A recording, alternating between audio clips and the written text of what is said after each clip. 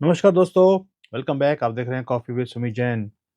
दोस्तों, आपने कभी देखा है कि चोर डकैत वो आए, उसे जेल हो जाए और जो जेल ये में बैठा है, कोठरी में बैठा है, उसकी चाबी उसी कैदी को दे दी जाए। ऐसा कभी देखा है आपने, कभी सुना है? बट ये काम भारत के अंदर हो रहा है और ये होता भी रहेगा। मैं आपको समझाता हूँ मैं क्यों बोल रहा हूँ इस चीज़ के लिए। अब देखिए सुप्रीम कोर्ट, कॉलेजियम बहुत हल्ला हो रहा है पूरे दुनिया में, पूरे देश में। ये नहीं होना चाहिए और सुप्रीम कोर्ट में कॉलेजियम के खिलाफ एक पीआईएल दायर भी कर दी गई है, जिस पर चीफ जस्टिस यही डी वाई चंद्रचूड़ सुनवाई के लिए तैयार भी हो गया। कमाल हो गई ये तो। और इसको किया किसने है? वो किया है वकील हैं एक मैथ्यू जे निदमपारा ने। और उन्होंने अपनी याचिका में ये भी कहा है कि 2015 में भी इसके खिलाफ एक फैसला कॉलेजियम को लेकर ये दे दिया गया था और कॉलेजियम को पुनर्जीवित कर दिया गया था, जिसे शुरू से ही अमान्य कर दिया जाना चाहिए था। और इसे चीफ जस्टिस चंद्रचूड़ ने आर्टिकल 32 के अंतर्गत सुनाई सुनवाई के लिए स्वीकार कर लिया गया है। और दोस्तों, अगर आपको याद हो कि मोदी सरकार जब सत्ता में आई थी, तो आते ही वो एक नेशनल जुडिशरी अपॉइंटमेंट कमीशन उन्होंने बनाया 2014 में। वो लेकर आई, एक कानून लेकर आई, जिसे अक्टूबर 2015 में 4-1 की नंबर के साथ सुप्रीम कोर्ट ने खारिज भी कर दिया। उस बिल में क्या था? बिल में था कॉलेजियम की जगह जजों की नियुक्ति के लिए ऐसा एक प्लान बनाने की सिफारिश की गई थी, जिसके अंदर बहुत ज़्यादा एक कमिटी बनाई गई थी। उस कमिटी में बहुत लोग थे। कमिटी में कौन-कौन था? उसमें चीफ जस्टिस चेयरमैन होंगे, 2 वरिष्ठ सुप्रीम कोर्ट के जज भी होंगे। दैट मीन्स 6 में से 3 तो एक्जिस्टिंग जो जजेस हैं वो आ गए। उसके बाद जो केंद्रीय कानून मंत्री है, वो भी इसका पार्ट बनेगा। प्लस 2 प्रतिष्ठित व्यक्ति होंगे पार्ट ऑफ दिस टीम, जिनका चयन एक समिति करेगी, जिसमें प्रधानमंत्री होंगे, चीफ जस्टिस भी होंगे और विपक्षी दल का नेता भी होगा। लेकिन अगर कोई ऐसी सिचुएशन आती है कि विपक्षी दल का नेता नहीं है, तो जो सबसे बड़ी विपक्षी दल होगा, उसका नेता भी इसका पार्ट होगा, इस टीम का। अब इस जो प्रतिष्ठित व्यक्तियों में से एक जो व्यक्ति होगा, 2 में से 1, वो ओबीसी में से होगा, अल्पसंख्यक में से होगा और उसकी नियुक्ति 3 वर्ष के लिए की जाएगी। अब मुझे बताइए, जब आपने एक ऐसा पैनल बनाया है, तो इसमें न्यायपालिका का जो स्वतंत्रता है, उसका उसके ऊपर हमला कैसे हो गया? जब चीफ जस्टिस समेत सुप्रीम कोर्ट के 6 में से 3 सदस्य ऑलरेडी शामिल हैं इस पूरी कमीशन के अंदर, मगर सुप्रीम कोर्ट ने इस एनजेएसी को खत्म कर दिया, खारिज कर दिया। ये कहते हुए कि जजों की नियुक्ति न्यायपालिका की जो सुप्रीमेसी है और चीफ जस्टिस जो जो है उसे संविधान के बेसिक स्ट्रक्चर का हिस्सा है। संसद ने एनजेएसी के जरिया इस बेसिक स्ट्रक्चर के ढांचे को तोड़ने की कोशिश करी है।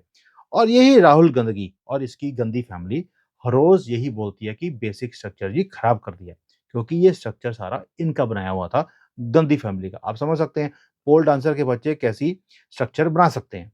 अब तत्कालीन चीफ जस्टिस जेएस खेर, वो तो इतना भड़क गए कि उन्होंने और बड़ा कुछ बढ़ चढ़कर बता दिया।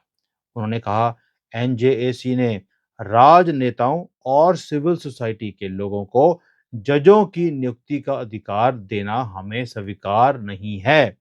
जजों की नियुक्ति का अधिकार राजनेताओं की बुद्धि बुद्धि वर्ड यूज किया और विवेक के साथ साझा नहीं किया जा सकता। मतलब कि खेहर साहब ने यह बताने की कोशिश करी कि जितना दिमाग है इस कंट्री को चलाने के लिए और कोर्ट्स को चलाने के लिए भी, वो सिर्फ सुप्रीम कोर्ट के जजेस के पास है। जो नेता होते हैं इनके पास दिमाग होता नहीं। क्यों? ये सारा जो सिस्टम बनाया था, ये गंदी फैमिली के टाइम पे बनाया था। और सोनिया गंदगी राहुल गंदगी, प्रियंका गंदगी, वडेरा गंदगी, सारी गंदगी को देखने के बाद इनको लगा कि भई इनके पास तो कुछ समझ है नहीं, तो इनके साथ साझा नहीं कर सकते। उनको भी मोदी जी का पता नहीं था।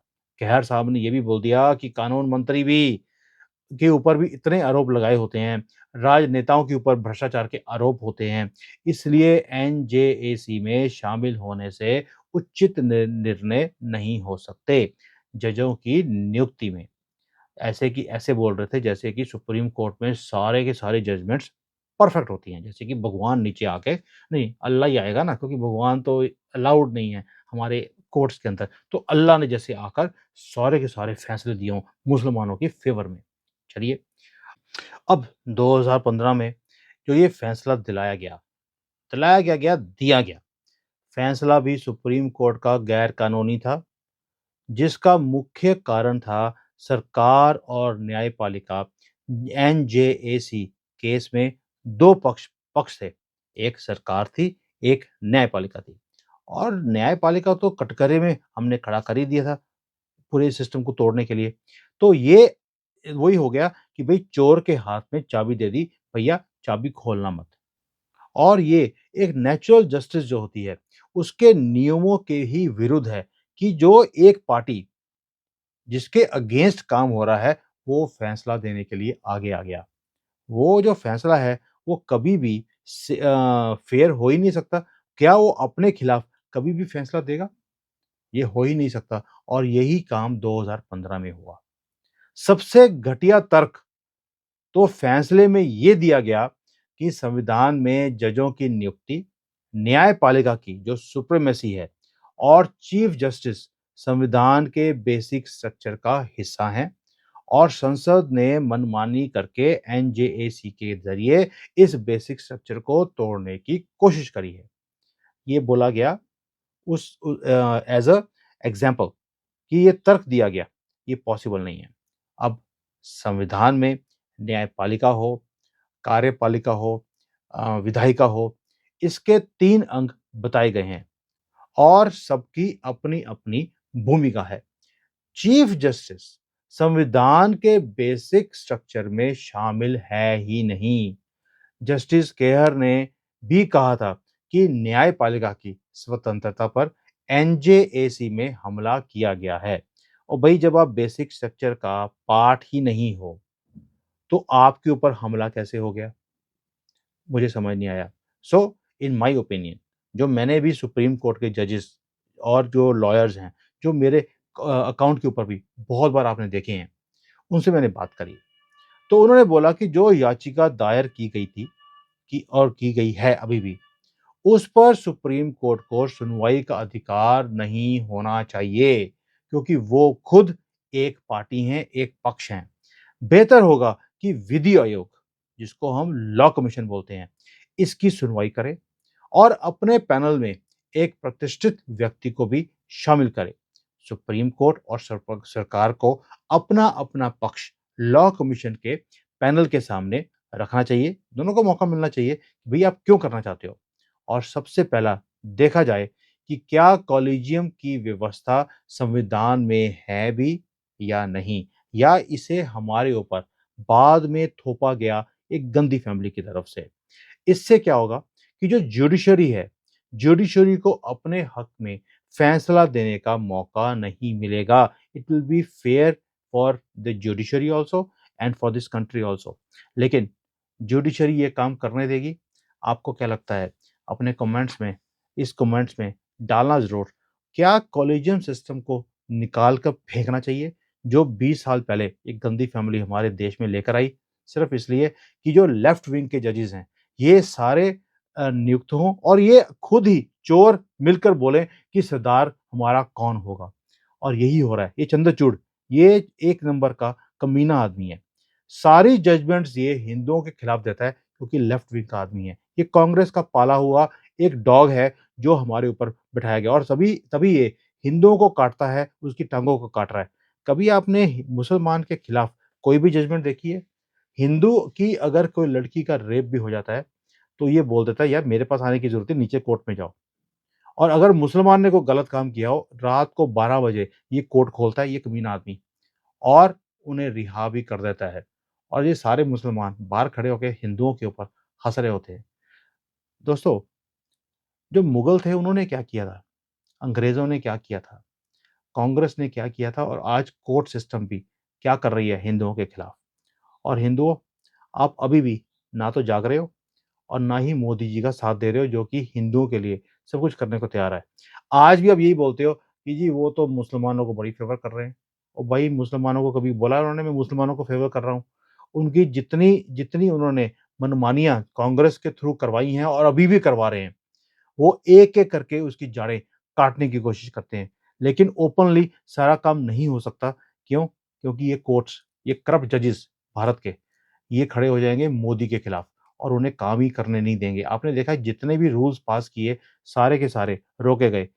मुझे तो बड़ी हैरानी हुई थी तब देखकर कि जब ये 4 धाम की यात्रा, उसकी जब रोड बनानी थी, सुप्रीम कोर्ट ने उसके ऊपर रोक लगा दी थी और 3 साल के लिए वो प्रोजेक्ट डिले हुआ है।